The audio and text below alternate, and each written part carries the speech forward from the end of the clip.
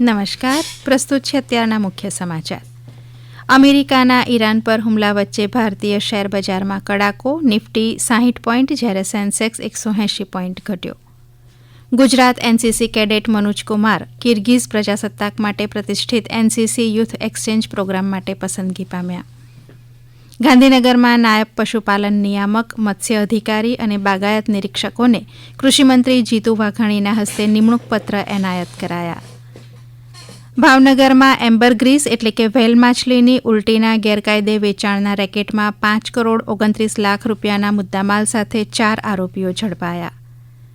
નશામુક્ત યુવા ભારત અભિયાનના આગામી તબક્કાનો પ્રારંભ. અભિયાનમાં જોડાવા માટેની રજીસ્ટ્રેશન પ્રક્રિયા આજથી માય ભારત પોર્ટલ પર શરૂ. અમદાવાદમાં 149મી રથયાત્રાની તૈયારીઓ પૂરજોશમાં. અમદાવાદ પોલીસ કમિશનરની અધ્યક્ષતામાં જગન્નાથ મંદિરથી ખમાસા સુધી ફ્લેગ માર્ચ યોજાઈ. કેન્દ્રીય મંત્રીઓ રાજનાથસિંહ, નીતિન ગડકરી અને ઉત્તર પ્રદેશના મુખ્યમંત્રી યોગી આદિત્યનાથ આજે 6 લેન લખનૌ કાનપુર એક્સપ્રેસ વેનું લોકાર્પણ કરશે.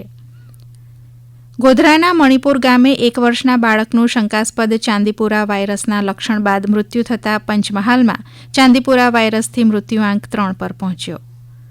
થાઇલેન્ડના બેંકોકમાં એક પબમાં લાગેલી આગમાં 27ના મોત, 63 લોકોમાંથી 22 લોકો ગંભીર રીતે ઇજાગ્રસ્ત. ઈરાનના ઇસ્લામિક રિવોલ્યુશનરી ગાર્ડ કોર્પ્સે જોર્ડન, બહેરીન અને કુવૈતમાં અમેરિકાના લશ્કરી થાણા પર મિસાઇલ અને ડ્રોન હુમલાની જવાબદારી સ્વીકારી. અમેરિકાનો દક્ષિણ ઈરાન પર હુમલો, મુખ્ય બંદર શહેરો અને કેશમ દ્વીપમાં ધડાકા.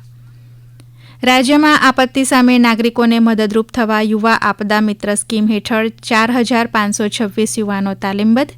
રાજ્યના 17 જિલ્લાઓમાં આપદા મિત્રોને અદ્યતન ઇમરજન્સી કીટથી સજ્જ કરાયા. અને પ્રધાનમંત્રીએ સંસ્કૃત સુભાષિત શેર કર્યું, જેમાં સમાવેશી વિકાસ અને રાષ્ટ્ર નિર્માણના મહત્વ પર ભાર મૂકવામાં આવ્યો. હવે પછી આપ બપોરે 1:20 રાષ્ટ્રીય સમાચાર સાંભળી શકશો.